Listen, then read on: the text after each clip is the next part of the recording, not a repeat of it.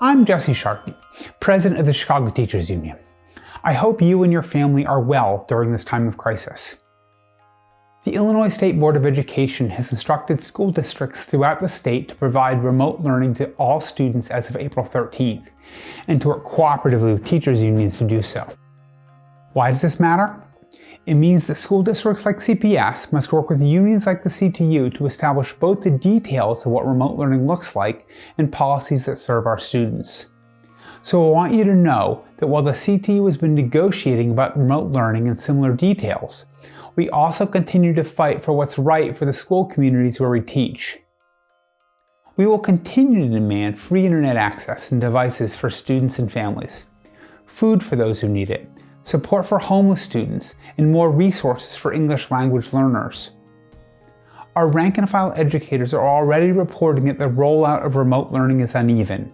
Our most vulnerable students, including low-income Black and Brown students, are those least likely to be able to access remote digital learning. And that dovetails predictably with the inequity that we see among Chicago's residents.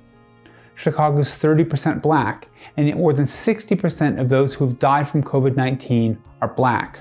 Latinos are also bearing a disproportionately high number of cases and fatalities. This pandemic has struck hard at these communities because the people who live there are the essential workers who drive buses, work in hospitals, and bag groceries.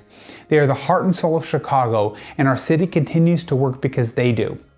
So we are working with elected officials, community groups, and other unions to enact a package of legislation that we call the right to recovery. It includes the right to safe working conditions and a moratorium on utility shutoffs and evictions. A city that meets these needs is a city that is flattening the curve and protecting the security and welfare of every resident. I'm asking you and everyone across Chicago to stand with us in this fight for social and economic justice by sharing this video and plugging into our effort to secure a right to recovery for all. From the CTU family to you, solidarity.